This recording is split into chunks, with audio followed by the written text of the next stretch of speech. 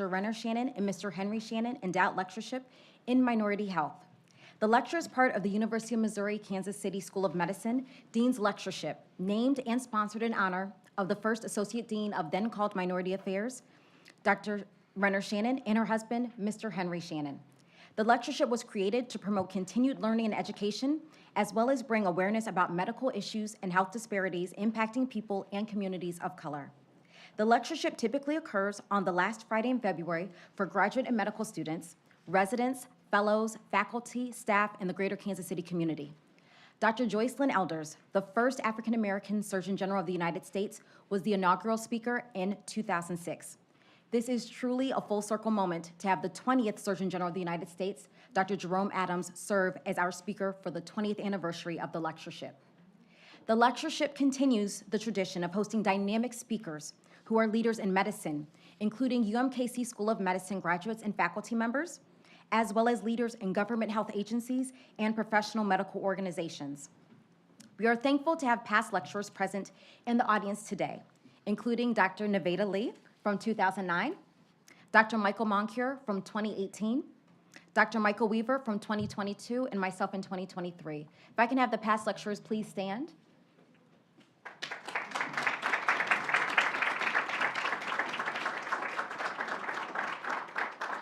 Thank you for being in this space today and being part of the rich legacy of the lectureship. Dr. Reaner Shannon unfortunately transitioned this life in July of 2022, followed 5 months later by her husband of over 60 years, Mr. Henry Shannon, in December of 2022. Their daughter, Ms. Pamela Shannon of Dallas, Texas, continues honoring her parents and keeping their spirit alive through active involvement and support of the annual lectureship. Ms. Shannon, along with a host of family, friends, and colleagues are present in the audience today, both in person and virtually. Thank you all so much for your presence and also your continued support of the lectureship, and many of the families sitting right here in the front.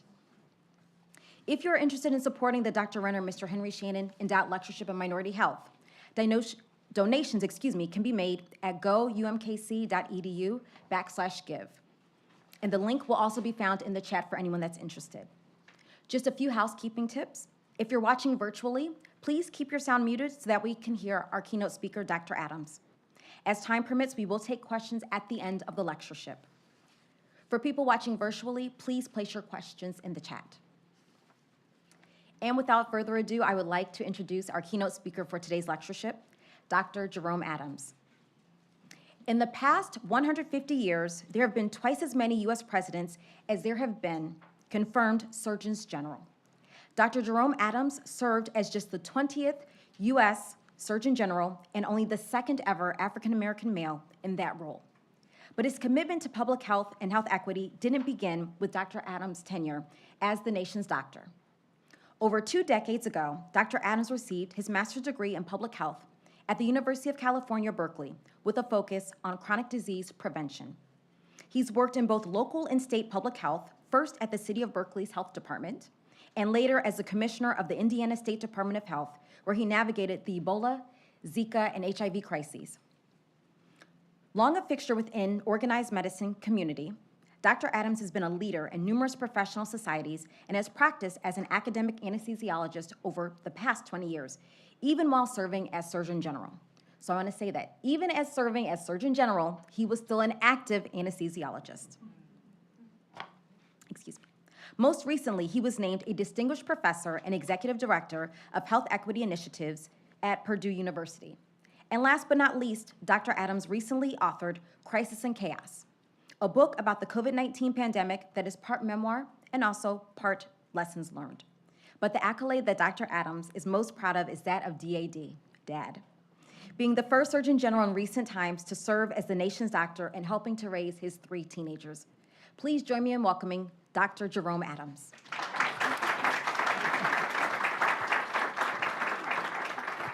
And apologies, everyone.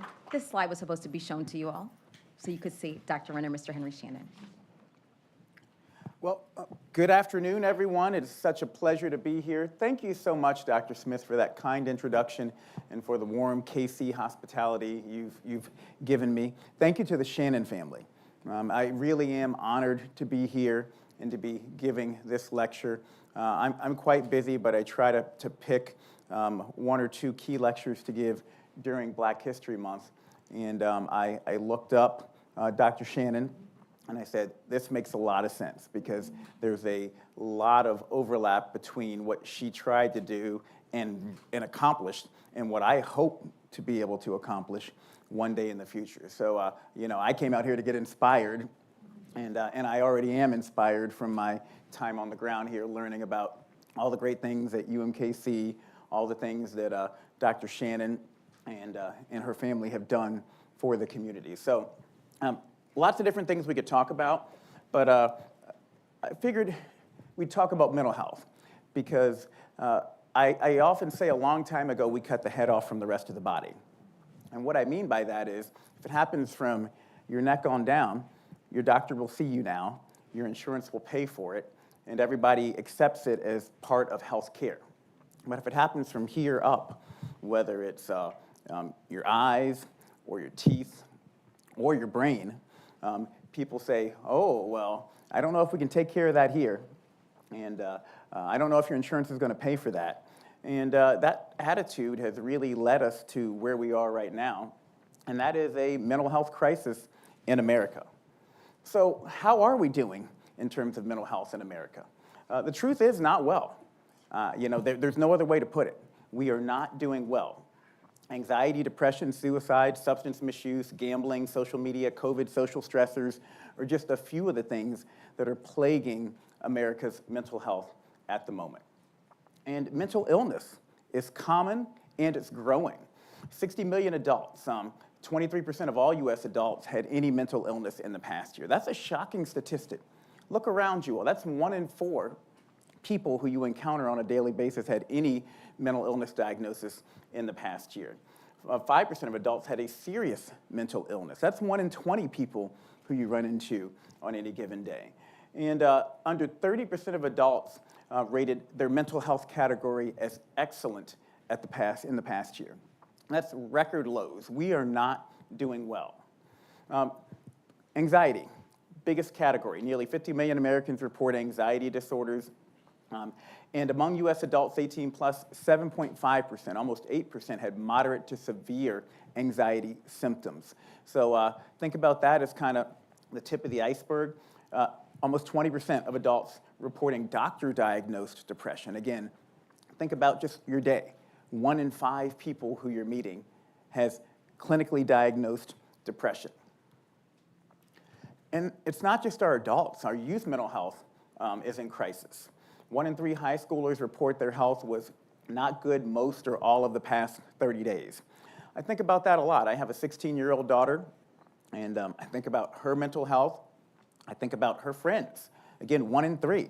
That means every time 3 of her friends come in our house, 1 out of 3 of those friends is likely to be suffering in that moment from anxiety, from depression, from suicidal thoughts, or beyond. Almost 20% of adolescents aged 12 to 17 report moderate to severe anxiety symptoms. 1 in 5, moderate to severe. Major depression remains elevated. 40% of high school students reported symptoms of depression in the past year. And this is a big one for me. Suicide continues to be a major concern. It's a top 10 cause of death nationwide. And if we have some time in the Q&A, we can talk about the suicide call to action that I put out. A lot of people like to fight over guns for various reasons. But one of the things that we forget about is that, number one, most suicides are committed using a gun. And most of those happen, or a disproportionate number of those happen in rural communities. And so a lot of the debate that you have back and forth over firearms really can be overcome, or you can find middle ground through discussing the burden that suicide has on our communities. It's even higher for many younger age groups, top 5 cause of death for some age groups. Young adults 18 to 27, it's risen significantly over the last decade, which is why I put out my suicide call to action when I was Surgeon General. And this one here, this one really hits home for me. For black children aged 5 to 12, rates are 2 times that of white children. We are not doing well, you all. I mean, I just can't even fathom a 6 or 7-year-old contemplating suicide. That tells you a lot about our society right now and the stresses that our young people are facing, and particularly young people of color, twice that of white children. 2024 data shows a slight decline, that's good news, but still 50,000 US deaths from suicide in 2024. Substance misuse. This one here blew me away. 16 to 17% of individuals 12 plus may have a substance use disorder, drugs or alcohol. Younger people are getting exposure at earlier ages. Again, one thing you all will learn about me is that I'm very open and honest.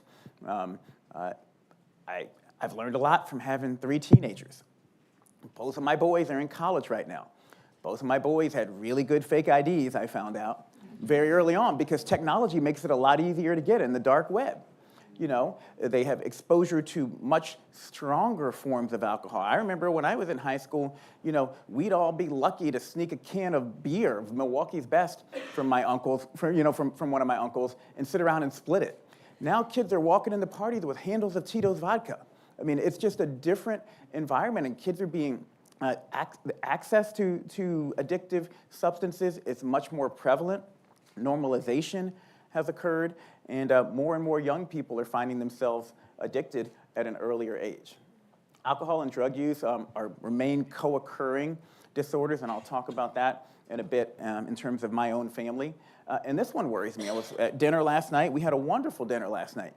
Came out of dinner and thought I was going to get a secondhand high from walking down the streets in Kansas City.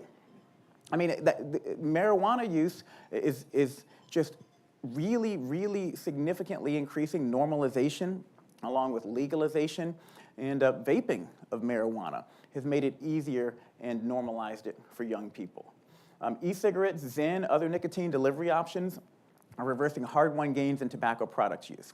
So when I came into the Office of Surgeon General, we're at the lowest rate of youth tobacco use, combustible tobacco use in history. And that is a testament to people like C. Everett Koop, to Dr. Elders, to Luther Terry, who came before me and fought hard to raise awareness about the dangers of tobacco product use. Unfortunately, when I came into office, that's when Juul came onto the market. And as combustible tobacco product use was going down, vape use was skyrocketing. 2 boys in college. I teach at Purdue University. I get a lot of exposure to college kids. When you talk to the average student in college, they will tell you that over half of college students now are vaping on most college campuses. And these are designed, they're literally designed to be the perfect nicotine delivery device to get you addicted. And one of the things I found when I was studying this issue is that most young people don't even think about or realize that nicotine is in it. They think they're vaping strawberry or watermelon or sour apple, and the next thing you know, they can't stop. It's just tragic when you when you talk to a young person who's addicted to vaping. Social media and digital stress. 95% of U.S. youth report using social media. 95%. 1/3 say almost constantly. Again, very honest with you all. One of those almost constantly is my 16-year-old daughter. And I'm always struggling as a father to try to get her to put the phone down. Again, these devices, they're designed to get you addicted, and they're designed to become integrated into your life. So when I say put your phone down, well, I'm doing my homework on my phone. Put your phone down. Well, I use Snapchat to communicate with my friends. They put everything on that one little device so that you feel like you can't put it down.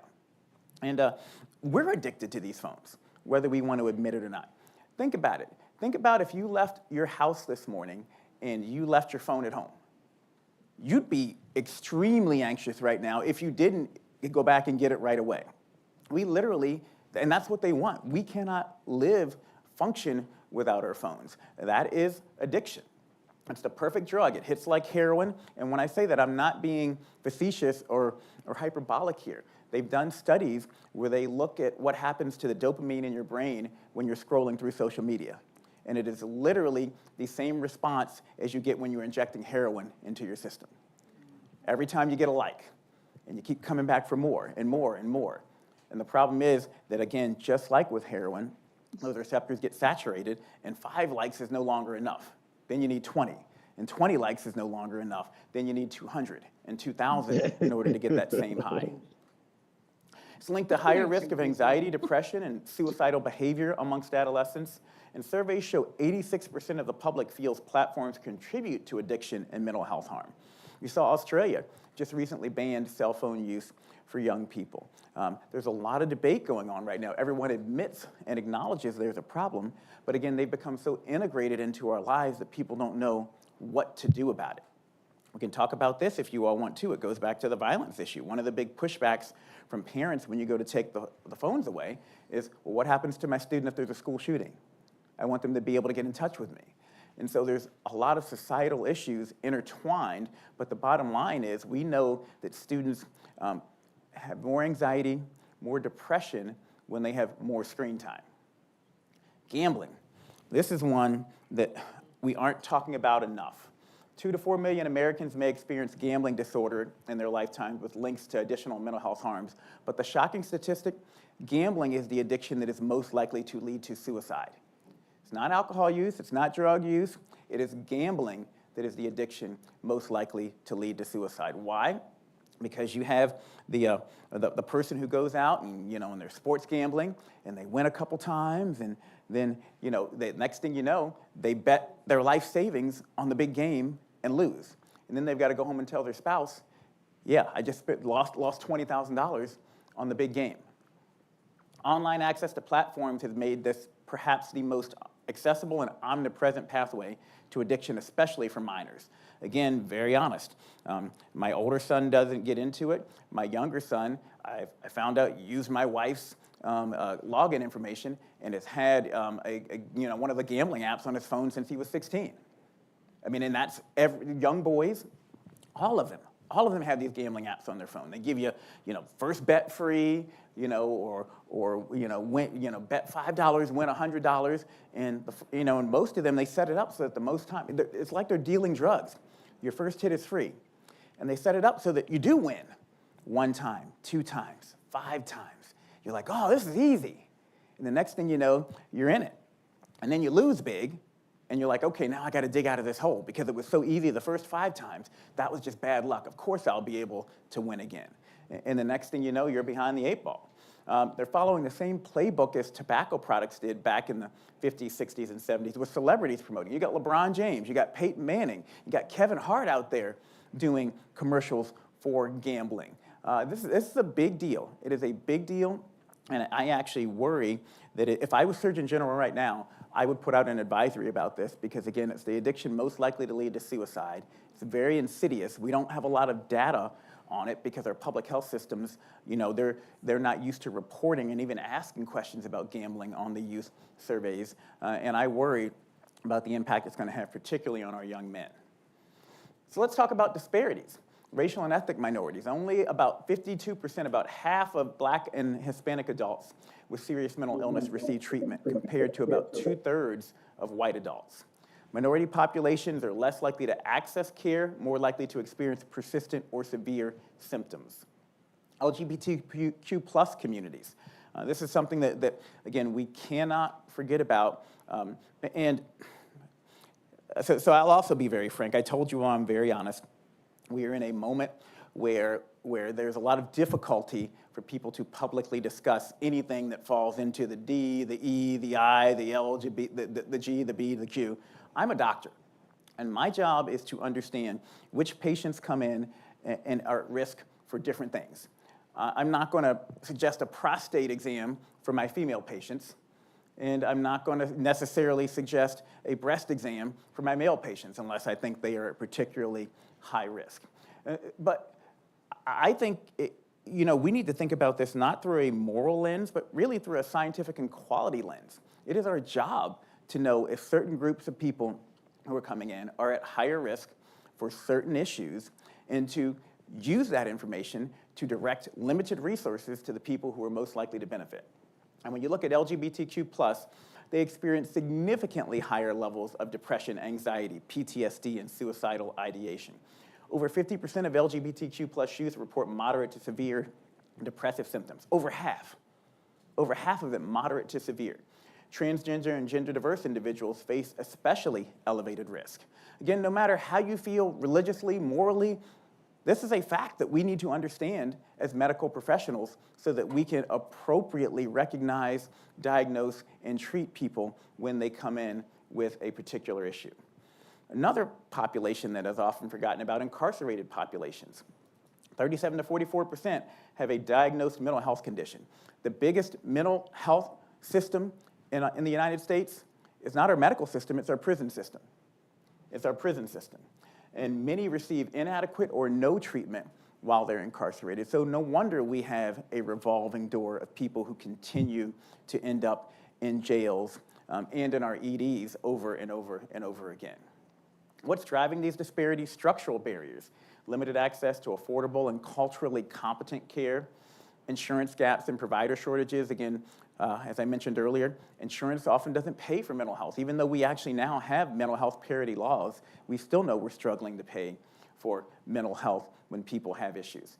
Geographic and transportation barriers, discrimination and minority stress, criminal justice system factors, as I mentioned, and broader social determinants, poverty and economic stability drive mental health disparities. Community violence drives mental health disparities. You're going to be a lot more likely to be anxious if you're hearing gunshots when you go to sleep at night, or if there's a drug dealer waiting on your corner.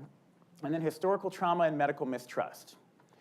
I also want to talk about social stressors and collective trauma, because as a nation, we are going through a lot of collective trauma right now. A lot of collective trauma. Racial injustice. After the murder of George Floyd, there were actually studies that showed spikes in anger, sadness, anxiety, and depressive symptoms, especially in Black communities. I talk about this in my book.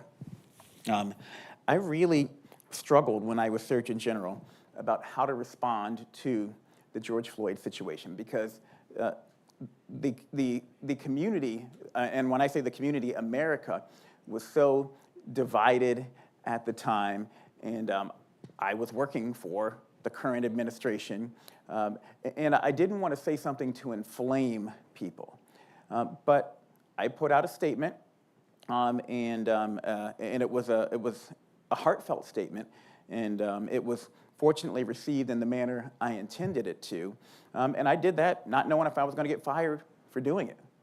But I felt it was important for me as the nation's doctor to recognize that the nation was hurting, and to at least acknowledge that, to at least acknowledge that hurt. And again, you can look up my statement that I made about George Floyd, or you can see how I discuss it more in the book. But this whole idea of collective trauma is something that really I had to sit with during my time as Surgeon General because of George Floyd. COVID-19 drove sharp increases in depression, anxiety, grief, youth mental health crises. COVID is also interesting. One of my kids did great during COVID because he was an introvert. He loved being home with mom and dad every day. My other kid is an extrovert. He did horribly during COVID. Significant anxiety and depression during COVID. We still have not been able to have a real, I think, genuine conversation as a nation about the impacts COVID had on our kids, because we're still too busy finger pointing, usually through partisan lenses. The fact is, kids were out of school too long, and it did cause harms to them. The other side of that coin is that many kids lost caregivers and providers, died because we failed to do the public health things we were supposed to do to control COVID. Both of those things are true. It's not either or. It's not we should have had the schools open earlier, or we should have all kept the schools closed for another 2 years. It's that we failed collectively, our children, and we really need to ask ourselves what went wrong and how we do it better. And that is truly why I wrote my book and finished it with my prescription for what I think we need to do better. Economic strain. I'm from Washington, D.C. A disproportionate number of people in Washington, D.C. were employed by the federal government before Elon Musk and the Doge cuts. So I, again, very personally know about the stress that job loss can have on people. It can lead to divorce. It can lead to suicide. It can lead to, again, anxiety and depression. And they drive chronic stress, hypertension, stroke. It can even lead to cancer. Immigration and policy fears, concerns about detention, insurance loss, and job cuts, heightens anxiety in vulnerable communities. I had a Facebook post that went viral about a month ago where I just was simply sharing stories I was getting from my physician colleagues in Minneapolis, talking about how they were creating safety plans with their coworkers of color. Hey, here's what we're going to do if you get detained. Here's who's going to pick up your kids.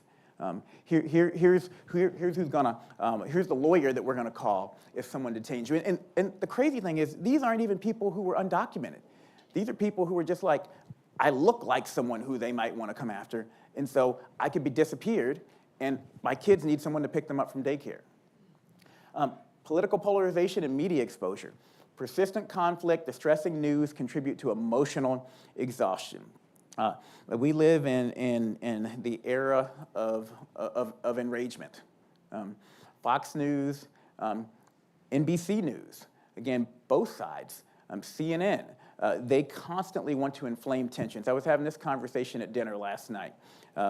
I don't do CNN anymore. Why do I not do CNN anymore?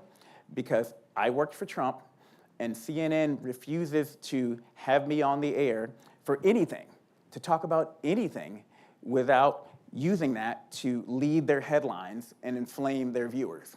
And so every time I do a CNN story, I get hit with a barrage of vitriol on social media, with death threats for going on CNN and trying to talk about health issues. Whether it's vaccines, it's always Trump Surgeon General coming on next to talk about vaccines, or Trump Surgeon General coming on next to talk about suicide. And again, you're talking to an audience that is already politically oriented a certain way because that's what they're watching. And they hear Trump Surgeon General and they can't hear anything else I say after that. And then it's instantly, well, it's your fault. You enabled him. Why were you there? It's, and they can't hear the actual facts that I am giving. And I say that to you all, number one, because I've experienced it personally, but number two, sometimes we just got to turn off the TV, y'all. Turn off the social media. Just as social media is algorithm-driven, what you're seeing on TV is algorithm-driven. I don't care what you're watching. They know that you're their target audience, and they are feeding you information to keep you coming back. And guess what? Happy stories don't keep you coming back. Enragement is what keeps you coming back. They want you to be angry. Fear and anger are the two biggest drivers of people coming back. And that's what you're being fed no matter what you are watching. Acute crises compound chronic structural stressors, widening existing disparities. We know these social stressors disproportionately impact communities of color, disproportionately impact marginalized communities. And so we're seeing disparities that were already pre-existing widen as we have more and more of this collective trauma happening in our country. I'll do a lot of work on maternal health. Breaks my heart as I go around Indiana right now and hear about populations who are scared to come in for prenatal care because they're worried about ICE. That's causing increased direct maternal health problems. It's causing increased mental health stress on those populations, which indirectly increases maternal health problems. And we're seeing a lot of our progress go backwards, again, because of these collective social stressors. Stigma. This is one of my quotes that I love to share with people. I believe stigma kills more people than fentanyl does. Why? Because it keeps people from seeking help, and it keeps others from offering help. And I had personal experience with this, with syringe programs, naloxone, harm reduction, Suboxone, and methadone. Many people are hesitant to offer those services. Many communities, from a policy perspective, will not allow those services to be offered because of stigma. Medicaid, mental health parity, easy access to counseling and providers, again, all impacted by stigma about mental health. Why should we pay for that? Why should government pay for that? People just need to toughen up and pull themselves up by their bootstraps. That's the attitude that we have towards mental health. No one would say, why don't you just fix your broken ankle? But gosh, when we say their heart is broken, their mind is broken, people think completely differently. They think it's their fault. I often say you wouldn't go to a provider who refused to treat high blood pressure or diabetes, but we're perfectly fine with our doctors refusing to treat mental health. We have to change that mindset. We have to really own this and say that mental health is part of primary care. You know? I mean, how many internists do we have in here, or primary care doctors do we have in here, people who are interested in primary care? We got a couple. I mean, so again, you would not expect to go into a primary care physician's office and get advanced cardiac care, but you would expect your primary care physician, at the very least, to be able to diagnose hypertension, or to understand, okay, you're having signs of angina, I need to send you for a referral. But again, we go into our primary care physician's offices and start talking about mental health. Whoa, whoa, whoa. I don't want to hear about that. Don't talk about, we'll get you a referral to someone else. And, you know, yeah, they've got a 6 to 8 month waiting list for you to get in. And like I said, your insurance may or may not pay for it. That's where stigma comes in, and why we have to work harder to overcome it. So I'm going to get personal for a minute. This is me and my brother. This is a story that came out when I was Surgeon General of the United States. While I was in the White House, my brother was in a prison cell about 50 miles away. I was in the White House, and he was in the big house. My brother has substance use disorder. And I share his story with his permission because, again, stigma kills more people than fentanyl. And stigma is when we separate ourselves into us and them. That happens to them. That doesn't happen to us. Well, substance use disorder impacts everybody. Interestingly enough, there was a positive from the opioid epidemic. And one of the positives is that it hit such a wide swath of America that it forced us to collectively come together and say, this is no longer something that's an inner city urban problem. This is happening to suburban white moms. And this is happening to people in rural communities. And gosh, we've all got to come together. And truly, prior to COVID, I was going to Republican states, Democratic states. Everywhere I went, people were glad to have the Surgeon General and the federal government there talking about the opioid epidemic. You know, the one thing, people talk about World War II as our greatest generation. You know, Hitler was a terrible person. And he was so terrible that the rest of the world collectively agreed we all need to come together to defeat this terror.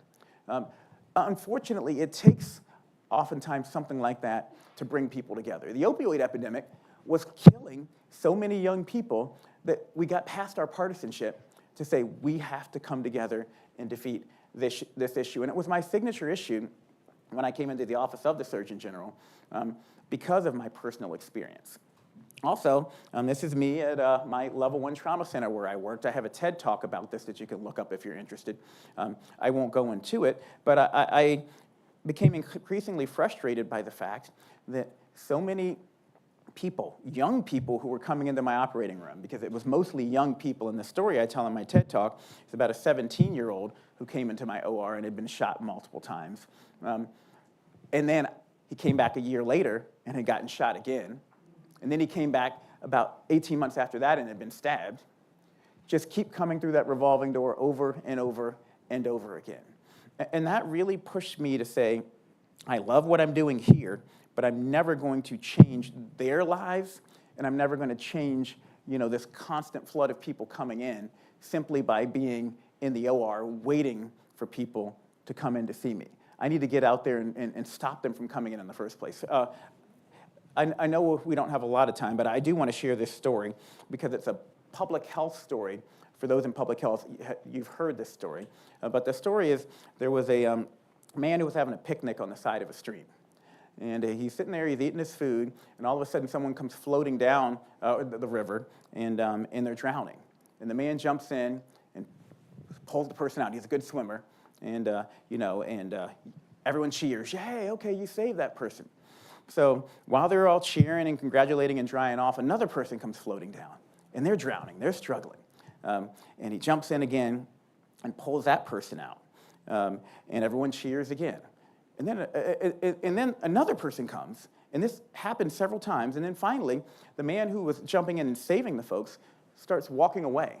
And they go, what are you doing? You can't walk away. We need you here because someone else is going to come along drowning. And he says, I'm going upstream to find out why everybody's falling in this damn river in the first place. And that is what public health is about. And that was the moment that I had. That was the realization. This is what you're seeing right here with me saying, I can't stay here and keep fishing people out of the stream because if you wait for people to come down and drowning, some of them are going to die. you're not going to be able to save everybody, and you're going to get exhausted and tired and burned out. You need to go upstream and find out why they're falling in the first place. I was Indiana State Health Commissioner before I was Surgeon General. And as Indiana State Health Commissioner, I had to deal with the largest HIV outbreak related to injection drug use in the history of the United States. And oh, by the way, my governor was Mike Pence, the guy who had banned federal funding for syringe services programs when he was in Congress. And so one of the claims to fame I had before being Surgeon General was getting syringe services programs legislation passed in the state of Indiana to respond to this outbreak. But again, we had to overcome stigma. And how do we do that? Again, I have a whole chapter in my book about this, but one of the things I will leave you with, because I always try to find a way to work it into any of my conversations, is that people need to know that you care before they care what you know. And so I had to leave Indianapolis and move me and my team into this rural community that was about 2 hours away. We had to eat with them. We had to go to church with them. We had to go to school with them. We had to show this community that we really cared about their community before they cared about our health recommendations. And then we got to a place where the community was asking the governor for a syringe services program, not me asking the governor for a syringe services program. When I became Surgeon General, again, all this was in the back of my mind. And so one of the first things I did was put out a report called Facing Addiction in America, the Surgeon General Spotlight on Opioids. Why? This was actually directed specifically to health professionals, because some of the worst stigma being perpetuated in regards to the opioid epidemic is perpetuated by the health community.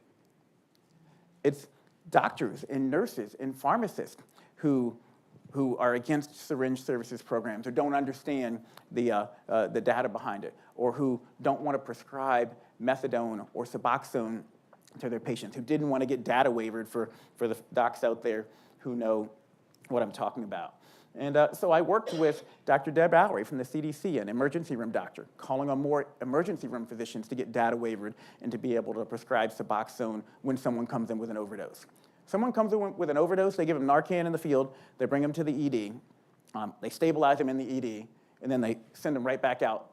And the first thing they do when they get back out, they're in withdrawal. They're looking for their drug dealer so they can get high again. That is the very first thing that they do.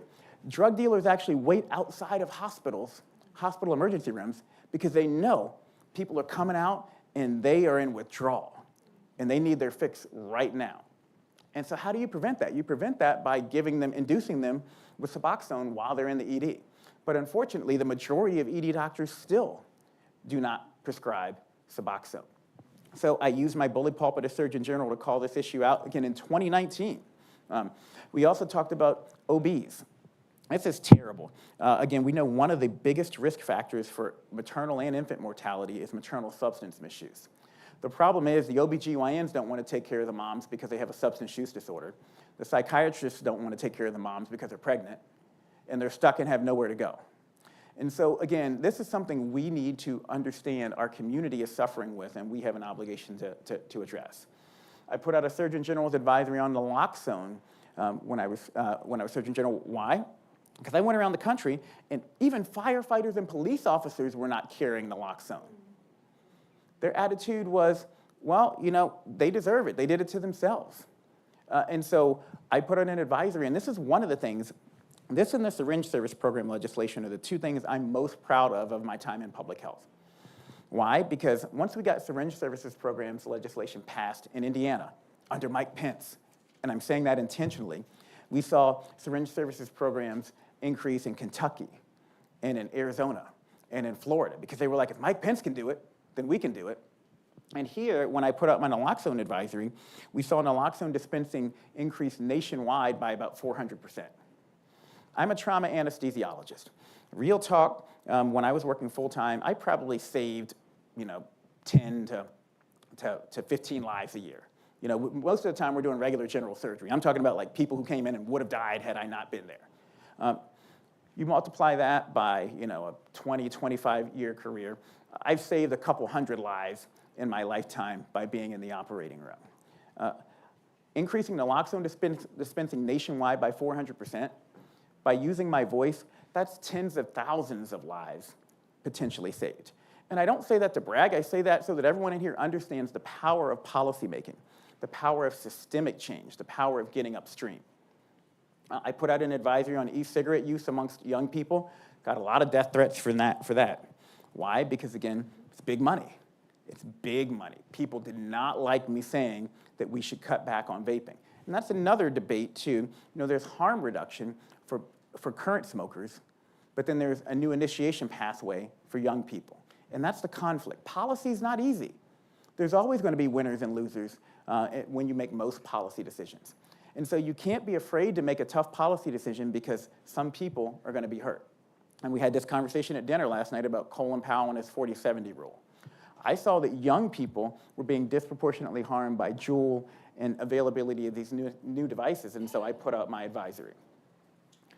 Again, put out an advisory on marijuana use in the developing brain. Here's the problem. Marijuana, when I was growing up, was about 4.5% THC.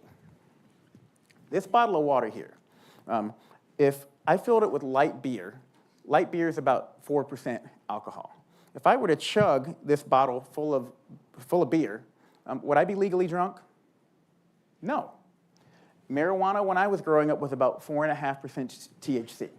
And you smoked it, which is its own self-titration. You know, because again, you can only consume so much at so time. It's also why, you know, people will die from vodka or grain alcohol, but almost no one dies, at least acutely, from drinking beer, because you literally can't drink enough 3%, 4% beer in one sitting, usually to kill yourself if you're an adult. The challenge is this is marijuana now. It comes in edibles, it comes in candy form, it comes in vape form. And it's not 4.5% THC. Marijuana is 15 to 20% THC at its base. So think a strong glass of wine. If I fill this with wine and chug it, I might be borderline legally drunk. But that's, again, that's the leaf form. You put it in an edible form, you're now getting to 40% THC. You vape it, you can get to 80% THC. If I were to fill this up with vodka or grain alcohol and chug it right now, would any of you all drive around Kansas City with me? That is what marijuana today is. And it is important for you all to understand that because the older people out there, you know, they were laughing it off. Oh, marijuana is not going to hurt young people. I smoked pot when I was a kid. I mean, the problem is this is not the pot you were smoking when you were a kid. This is a fundamentally different product. And the research, the actual research from the 60s, 70s, consistently told us that marijuana was not an addictive substance. Why? Because it was 4.5% THC. Marijuana being delivered at 50, 60, 70, 80%, it is addictive, and we're seeing people become addicted and dependent upon marijuana. We're seeing people ending up in the ED increasingly with acute marijuana poisoning. And when you use marijuana with young developing brains, and remember, boys' brains take longer to develop than girls' brains do, so this is through the age of 25, the brain is still developing. You are rewiring neural pathways and creating addiction predisposition for young men for life. So that's what I did. I really quickly want to talk about Surgeon General Murthy, who came after me. He put out a Surgeon General's advisory on youth mental health, again, seeing this crisis, especially coming out of COVID. He emphasized mental health as essential to overall health and recommended several actions, but really stressed that systems-level changes, not just individual treatment, were needed for meaningful improvement. He also put out a Surgeon General's advisory on youth social media use, again, collecting the data that we had at the time. And I want to give him credit for that. And I also, again, use that to drive home the point that when we use our voices, we were both Surgeon Generals of the United States. You all are all Surgeon Generals of your sphere that you're in, your church, your school, your home, your community. When we use our voice, when we talk about these issues, we have the ability to drive change. So I want to finish by talking about health equity or mental health equity, and I hope I don't get anyone else in trouble or I don't get in trouble for saying the word equity here, but equity is simply when everyone has a fair opportunity to make healthy choices and can be their healthiest and happiest version of themselves. That is all equity is. I'm not afraid to say that word out loud because I know equity impacts everybody. Now, that said, we also need to understand the environments that we're in and understand that the words we use sometimes turn people off. So sometimes we need to use different words, but when I think about it, I actually use the words. If instead of saying equity, you say, do you agree that everyone should have a fair opportunity to make healthy choices and be the healthiest and happiest version of themselves? I don't know anyone who's going to say, no, I don't agree with that statement. So sometimes we have to use the words and the outcomes that we're searching for instead of words that are triggering. But health inequities, including mental health equities, are a major contributor to what I call our U.S. health disadvantage. The fact that we spend far more money than any OECD country on health care, about $12,000 to $14,000 per person, but yet we get terrible results. So the real take-home from this graph is healthcare spending is on the x-axis. U.S. is way over to the right, spending far more than all those other countries per person on healthcare. But yet, our health status, how long we live, our life expectancy is on the y-axis. We're below all those other countries in terms of life expectancy. So I often am provocative. I'll ask people, how many people think the U.S. has the best health care on the planet? And I ask that question provocatively. How many of you all do? How many of you think the U.S. has the best health care on the planet? How many of you disagree? And you're both right. There's nowhere on the planet I would rather be if I was diagnosed with cancer, if I was having an acute heart attack. Nowhere on the planet I would rather be. But that data tells you that you're also going to be much more likely to have that heart attack, much more likely to have cancer if you live in the United States. We consume 50% of the world's medical resources for 4% of the world's population, and rank 67th in global life expectancy. And this isn't just a problem for marginalized populations. U.S. whites have a lower life expectancy than whites in peer countries. So I was talking to your dean earlier. His two boys live in Scotland. Well, guess what? If they lived here, those two same boys, same parents, same opportunities, if they lived here in the United States, their life expectancy would be lower here than there. So I know you miss your boys. As a dad, I know it's hard when your kids are away, but take solace in the fact that they literally are going to live longer because they're not here in the United States.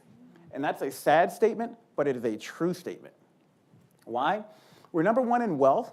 We're the richest country on the planet. We're also number one in concentrated poverty. Believe it or not, we are also the poorest country on the planet if you fall into the wrong population group. No universal access to health care, highest college tuition and least financial aid of any OECD. That's a shout out to Jocelyn Elders, who was the first person to give this speech 20 years ago. Jocelyn Elders famously and continually said, you can't be healthy if you're not educated, and you can't be educated if you're not healthy. One of the biggest and strongest predictors of your health is your education. So one of the most powerful things you all can do, and it's why I'm so proud to be here as part of this Shannon Family Lecture series, is create pathways for people to become educated. More than anything else we can do, if we can help people become educated, we're going to create pathways for lifelong health for them. Why? Because they're not going to be in poverty, because they're going to be more educated and likely to recognize misinformation, and they're going to be more likely to make appropriate choices for themselves. They're going to be less likely to be pregnant as teenagers. They're going to be more likely to eat healthy. All the things that we know drive health are correlated with education.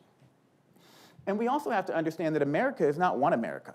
There are at least 10 different Americas, and the take-home here is that you literally have a 20-year life expectancy difference between some groups in the United States and other groups in the United States.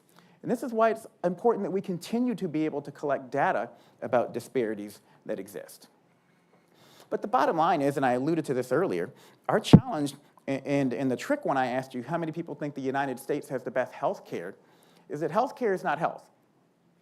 Only about 20% of your health is determined by your access to health care. So we keep having conversations about getting more people access to health care and universal health care.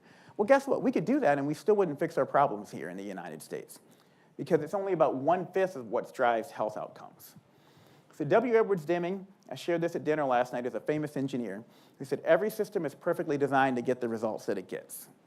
He also said a bad system will beat a good person every time. So how do we change our system? Well, this is what I'm trying to do at Purdue. We're adopting a health equity model instead of a health care model, where we're looking at health behaviors, physical environment, social and economic factors, and we still have work to do in the health care system. There's still a lot we can do to address equity, but if we focus all of our attention there, or disproportionate amounts of our attention there, we're never going to fix our problems. Those other countries that have better health outcomes and higher life expectancy than we do, it's because they spend disproportionately more of their money that they're spending per person on these upstream interventions and less on waiting for someone to come in with a heart attack or a stroke or cancer, stage 4 cancer, and then spending money. Big picture, we need to build healthier communities, what I call high opportunity communities, where you have access to healthy foods, parks and green spaces, quality schools. If we do that, we will see health outcomes improve. So, I want to finish with some good news. More are getting treatment. In 2022, over half of US adults with mental illness received treatment, the highest rate ever recorded. That is both something to celebrate and something to be sad about, that we're happy that 50% of our adults are getting access to treatment. A large federal investment in mental health through the Bipartisan Safer Communities Act, expanded school-based mental health services, workforce training grants, billions in funding for community health centers. I'm also proud of the work I did on this. This was bipartisan. We started this work during Trump 1.0. Biden administration took it across the finish line and launched 988, the new suicide prevention hotline. Why is this relevant to bring up at this lecture and to this audience? It's huge for minority communities because they were fearful of calling 911. Someone has a mental health emergency in your family and the cops show up. And if you're lucky, they taser you. If you're unlucky, they shoot you. And we've heard this happen over and over and over again. But now with 988, you're not calling the police, you're calling a mental health professional. And you're getting mental health professionals sent to respond who are used to de-escalation and who are used to recognizing issues. Suicide rates showing signs of stabilization, as I mentioned. Telehealth expansion increased dramatically during COVID. That's huge. Growth of certified community behavioral health clinics from 8 pilot sites in 2017 to now being present in dozens of states. And schools are expanding mental health support. I also am so excited about stigma being reduced and increased public awareness, the cults. I got a thing on just this morning about how, well, we had one of our safeties who went to the school that I teach at, Purdue, died by suicide about a month ago. They have a Kicking a Stigma campaign because our owner, Jim Irsay, died, still hasn't been disclosed publicly, but likely of an opioid overdose or a ketamine overdose. But again, you've got Simone Biles, Naomi Osaka, you have Kevin Love, you have these athletes coming out talking about mental health. And so I work with the Pro Football Hall of Fame. I work with the NBA trying to use celebrities and athletes. My kids don't care that I was the Surgeon General of the United States. They're not going to listen to me when I say you shouldn't gamble or you shouldn't use so much social media or you should talk about mental health, but they'll listen to LeBron James. And so, again, working with these high-profile figures, and I encourage you all to do that here in the KC community. Ask yourselves, Patrick Mahomes going out talking about mental health is going to get kids to buy in a way that the Surgeon General saying you should care about mental health won't. Last 2 slides. Elephant in the room is, again, a lot of what's going on out there seems pretty distressful, pretty dour for us. So what can you do in the current environment to improve mental health and to improve health? You can share stories. Be a megaphone for those who don't have one. So when someone comes in and they're struggling with the system, with their own mental health, with things that are going on in society, share their stories with legislators, with policymakers. Call up your members of Congress, your members of your state legislature, and say, I had a patient who came in and they could not get in for mental health treatment. I have a patient who came in and this was her 4th suicide attempt and she still can't get access to a child psychiatrist. Share those stories. Collect data about the impact of different policies. I often say, and this shocks people, I've met very few people in my time in government who I just thought were bad people, truly. Most people are there trying to do the right thing. They just have a very different perspective based on how they were brought up and what they were taught in the communities they live in. So what we need to do is collect data about the impact of different policies so that we can have an evidence-based and not an emotional discussion about it and say, okay, you changed this law, this happened. ICE is coming into our community, fine. I'm objectively seeing people coming in for prenatal care going down. So if you care about maternal health and child health, then we need to acknowledge this and figure out where we can meet in the middle. Engage, help promote civic engagement, because nothing changes if we don't participate in the process. That doesn't mean you have to tell people how to vote, but please encourage young people to vote. And if your dean's here, please ask your students when it's time to vote, are you voting? Do you need time? Make time for them to vote. Make that a priority, because civic engagement is a driver of health. And when people check out, democracy stops working. Support philanthropic efforts, and take advantage of the opportunity to forge new paths. We can be ticked off about what's going on right now, but the reality is most people who I know who voted for what we have going on right now didn't vote for the person and don't always agree with what's happening. They voted against what was happening before. They voted against an America where 66% of bankruptcies are driven by medical debt. They voted against an America where people don't have access to health care. They voted against an America that wasn't working for them. So it is important to say current policies are harming people, but it is also just as important not to create a narrative that we should just go back to the way things were, because that wasn't working for most of America. Last slide. Things you can do, practical tips, connect with others. Check in on friends, family, and neighbors. Young people, call your mom, call your dad. I mean, I say this as a dad. It makes my day when my daughter sends me a heart emoji. Makes my day, makes my week. I'd be riding high forever if my daughter, sends me a little text, Dad, how you doing, love you. Your moms love a phone call. I tell people, dads run on hugs and moms run on phone calls. Call your mom up, just tell her you were thinking about her. Your friends. So many people are walking by you on a day-to-day basis. Those statistics I gave you earlier, who are in distress. And they're just waiting for one person to see them, one person to acknowledge them. Just calling, checking in on someone can be the difference between whether they take their life or not. Support access, encourage mental health care and reduce stigma. Healthy habits, it's all tied together. Exercise, sleep, nutrition contribute to mental health and vice versa. Advocate for change, support policies and programs that improve access and equity. And then self-care. Self-care matters. Again, for the medical students in the room, manage your stress, set boundaries, practice mindfulness, meditation, whatever it is for you. For me, it used to be running. Whenever I got stressed out, I would just go out and run because I was a runner. Now, unfortunately, I've had 2 Achilles tears. I can't run anymore. So I have to find different ways. And so, different seasons in your life, there will be different outlets. Some people like to play music. Some people like to listen to music. Some people like to read books. But finding that time for yourself is critical because it allows you to recharge and be more productive when you come back. So that's my book. You can get a copy of it on Amazon. And I'm not pushing the book, but if you liked anything I said in here, it really, I go into more depth in the book. And I just want to again say thank you to the Shannon family for having me here for this lecture. Thank you to the dean for having me here at the school. Thank you, Dr. Smith, for being such a kind host. And thank you all for your attention.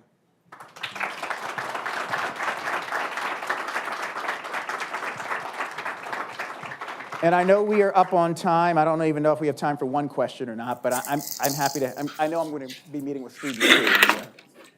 We can take one, maybe 2 questions. Take one from the audience and then one from. Is there any in the chat? I will ask. Okay, we'll take one from the audience, please. Yes, sir. I don't know if this can be the best question from anybody in the audience, but here it is. Kansas City has, first of all, thank you for the inspiration. What a great and wonderful presentation. I'm really inspired, so thank you. Kansas City, Missouri has looked at gas station drugs. I'm not sure where they stand on that, but do you have a comment on that? And should we be thinking about policy to avoid or to limit the possible purchase of vasoactive substances over the counter at convenience stores? No, absolutely. So what's interesting about gas stations, when you talk about kratom, when you talk about different marijuana derivative products, they're always, they're a business. They're always looking for something to sell. And every time you go in there, there's always, I don't go in the actual gas station as much anymore because you just scan your thing. But you go in there and there's always a shelf up there with new things, and it is a continual concern. I guess the point I would make is that it is important for us to continue to collect data. What scares me is that they cut back on the youth behavioral risk factor survey. But also when you talk about vasoactive substances, surveys of adults so that we understand what's going on. That's why public health surveillance is so important, so that we understand what's going on and we see these trends before they become deeper problems. That would be the most important thing I would say is, if I was advising a legislator, is we need our health departments to be collecting data on this so that we can understand if and when we do need to enact policies and such that those policies are evidence-driven. Do you have a quick question? Yes, Dr. Adams, I enjoyed your talk. Michael Mock here. I'm a trauma surgeon, and first of all, I applaud you and what the message for our young physicians and young scientists to kind of make sure that we put the data forth, because I'm on a mission to put myself out of business from that standpoint, particularly gun violence. The other thing I think that I don't know that everyone knows, but we were fortunate during that 45th term of presidency to have voices of reason within the White House. You, Dr. Fauci, and some of those other individuals. But right now, there are a lot of amateurs, and it's kind of a fearful future because we don't know if the messaging that we're getting from some of these individuals is the correct message. What do you advise communities to kind of rely upon? So I actually had a conversation yesterday where it was me, it was former CDC Director Tom Frieden, former CDC Director Bob Redfield, and former CDC Director Mandy Cohen. And we talked a lot about communication. We talked a lot about I was asked, what do you think the biggest threat is to health? And I said, trust. And so one of the things that I will say is that we are, whether we like it or not, in an era where there will be decreased federal funding support, decreased federal, I would say, policy support, and decreased trust in the federal government. You had Mandy Cohen, former CDC, most recent confirmed CDC director, yesterday on the webinar we were saying you can't trust the CDC right now. And so what's the so what? Well, the so what is we're seeing regional coalitions forming. More of the authority and decision-making is being pushed down to the state and local level. And so it is going to be more important than ever that you all are involved with your state health department, with your county health departments, and that you're understanding the data that they have, you're understanding the challenges that they have. This is also something I would say to your dean. I pushed for this when I was health commissioner in Indiana, having more academic public health partnerships. Maybe having the students rotate through the health department so that they understand the needs, and it's reciprocal. You've got, they're getting talent infusion, but also the young people are learning more about the upstream predictors of health. I think there's going to have to be more locally led conversations, data collection, and programs, because we're no longer going to be able to rely on the federal government to provide them. And that's not necessarily a bad thing either. Again, the system wasn't working for folks before. Folks got frustrated, talk about this in my book, because COVID's impact on Boston was not the same as COVID's impact on Boise. And the people in Boise said, why are you shutting me down? We haven't had a single case. We were making national level recommendations. Now, I want to be careful here as we close, not to say that I don't believe the federal government has a role. The federal government has an incredibly important role in collecting national data so that we can see trends, and funding. About 2/3 of my money when I was state health commissioner was pass-through money from the federal government. That's going to dry up, and we're going to rely even more on philanthropic money to help fill in those gaps. And we rely on the federal government for crisis response, because every community can't have a team ready when there's a hurricane or when there's an outbreak. But that said, I think it's going to be more incumbent on medical schools, on local physicians, on local physician organizations, and health organizations to come together and form regional coalitions and be that voice of reason. And that actually can turn out to be a better thing, because most people, even though they don't trust the healthcare system at large, they trust their doctor, they trust their nurse, they trust their pharmacist. And so the more we can empower those people and bring them together, the more we'll be able to build back trust and really, I think, improve local health. So thank you all again so much for having me here. Really appreciate it.